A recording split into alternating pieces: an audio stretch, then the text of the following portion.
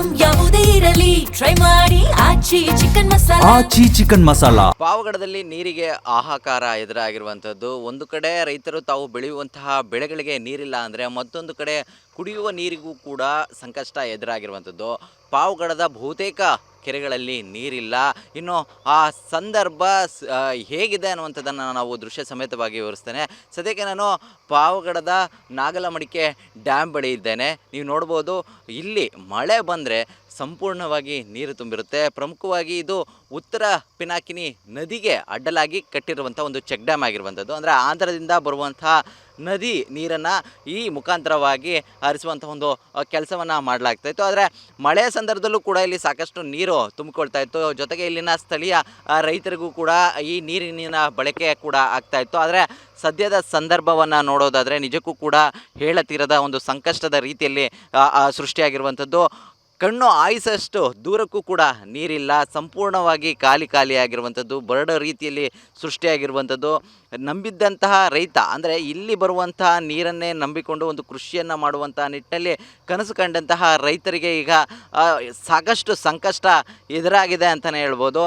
ಒಂದು ಸಂದರ್ಭ ಇತ್ತು, ಇಲ್ಲಿ ನೀರು ಬಂದರೆ ಸಾಕು ಒಂದು ಪಿಕ್ನಿಕ್ನ ಹಾಟ್ಸ್ಪಾಟ್ ರೀತಿಯಲ್ಲಿ ಕಂಡು ಬರ್ತಾಯಿತ್ತು. ಸಾಕಷ್ಟು ಪ್ರವಾಸಿಗರು ಕೂಡ ನಾಗಲಮಡಿಕೆ ಡ್ಯಾಮ್ಗೆ ಬರ್ತಾಯಿದ್ರು. ಆದರೆ ಈಗ ನಾಗಲಮಡಿಕೆಯ ಡ್ಯಾಮ್ನ ಒಂದು ಪರಿಸ್ಥಿತಿ ಹೇಗಿದೆ ಅಂದರೆ ನಿಜಕ್ಕೂ ಕೂಡ ಬರಡಾಗಿದೆ ಅಂತಲೇ ಹೇಳ್ಬೋದು. ಒಂದು ಕಡೆ ಜನರು ಈಗಾಗಲೇ ಬರಗಾಲದ ಬಿಸಿಯಲ್ಲಿ ನಲುಗಿದ್ದಾರೆ. ಇದರ ನಡುವೆ ಈಗ ಕುಡಿಯುವ ನೀರಿಗೂ ಕೂಡ ಹಾಹಾಕಾರ ಎದುರಾಗಿರುವಂಥದ್ದು.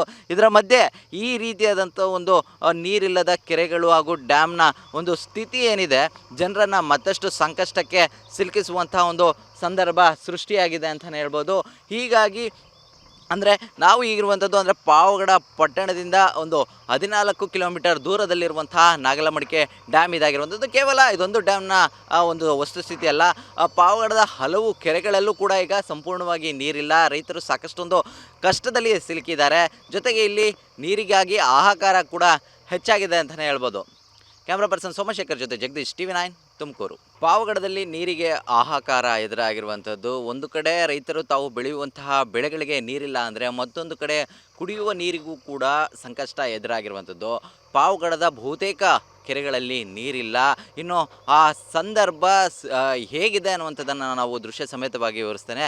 ಸದ್ಯಕ್ಕೆ ನಾನು ಪಾವಗಡದ ನಾಗಲಮಡಿಕೆ ಡ್ಯಾಮ್ ಬಳಿ ಇದ್ದೇನೆ. ನೀವು ನೋಡ್ಬೋದು, ಇಲ್ಲಿ ಮಳೆ ಬಂದರೆ ಸಂಪೂರ್ಣವಾಗಿ ನೀರು ತುಂಬಿರುತ್ತೆ. ಪ್ರಮುಖವಾಗಿ ಇದು ಉತ್ತರ ಪಿನಾಕಿನಿ ನದಿಗೆ ಅಡ್ಡಲಾಗಿ ಕಟ್ಟಿರುವಂಥ ಒಂದು ಚೆಕ್ ಡ್ಯಾಮ್ ಆಗಿರುವಂಥದ್ದು. ಅಂದರೆ ಆಂಧ್ರದಿಂದ ಬರುವಂಥ ನದಿ ನೀರನ್ನು ಈ ಮುಖಾಂತರವಾಗಿ ಹರಿಸುವಂಥ ಒಂದು ಕೆಲಸವನ್ನು ಮಾಡಲಾಗ್ತಾಯಿತ್ತು. ಆದರೆ ಮಳೆಯ ಸಂದರ್ಭದಲ್ಲೂ ಕೂಡ ಇಲ್ಲಿ ಸಾಕಷ್ಟು ನೀರು ತುಂಬಿಕೊಳ್ತಾ ಇತ್ತು. ಜೊತೆಗೆ ಇಲ್ಲಿನ ಸ್ಥಳೀಯ ರೈತರಿಗೂ ಕೂಡ ಈ ನೀರಿನ ಬಳಕೆ ಕೂಡ ಆಗ್ತಾಯಿತ್ತು.